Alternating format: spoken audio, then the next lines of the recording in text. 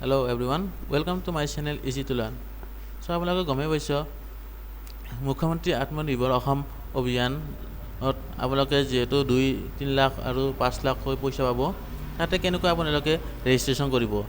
আবেদন কৰিব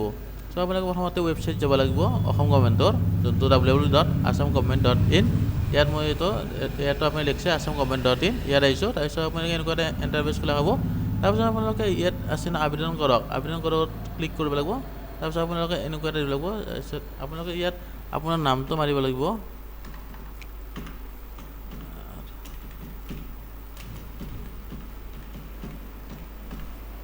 তাৰপিছত আপোনালোকে ইয়াত ইমেইল আইডিটো মাৰিব লাগিব তাৰপিছত আপোনালোকে ইয়াত মোবাইল নম্বৰটো মাৰিব লাগিব তাৰপিছত পাছৱৰ্ড এটা থ'ব লাগিব তাৰপিছত তাৰপিছত মাৰিলে আপোনাৰ OTP এটা যাব মেছেজত OTPটো ক'ব লাগিব या मैं सेंड OTP কৰি দিম OTPটো OTP এটা আহিব মোৰ মেছেজত তাৰপিছত আপোনালোকে OTPটো মাৰি দিলে হ'ল তাৰপিছত OTPটো আৰু সাবমিট OTP কৰি দিলে হ'ল তাৰপিছত আপোনালোকে এনেকুৱা এটা ইণ্টাৰফেচ খোলা হ'ব তাৰপিছত আপোনালোকে ইয়াত আপোনাৰ ফৰ্মখন ফিল আপ কৰিব লাগিব যেনেকৈ ইয়াত আপুনি আপোনাৰ ফাদাৰ্ছ নেম দিব লাগিব জেণ্ডাৰ দিব লাগিব যেনেকৈ মেল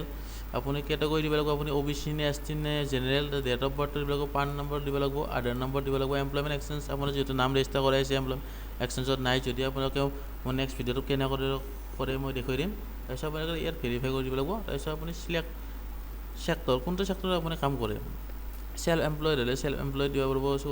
যদি আপুনি ফাইনেন্সিয়েল সেক্টৰ কৰে ফাইনেন্সিয়েল সেক্টৰ কৰিব পাৰিব যদি আপুনি এগ্ৰিকালচাৰ কৰে এগ্ৰিকালচাৰ দিব পাৰিব আদাৰ সেক্টৰ যদি আপুনি ইয়াৰে যোনটো অপশ্যন আছে ইয়াৰে এটা নাথাকিলে আপুনি আদাৰ সেক্টৰ ইনক্লুডিং ছাৰ্ভিচ দিব লাগিব তাৰপিছত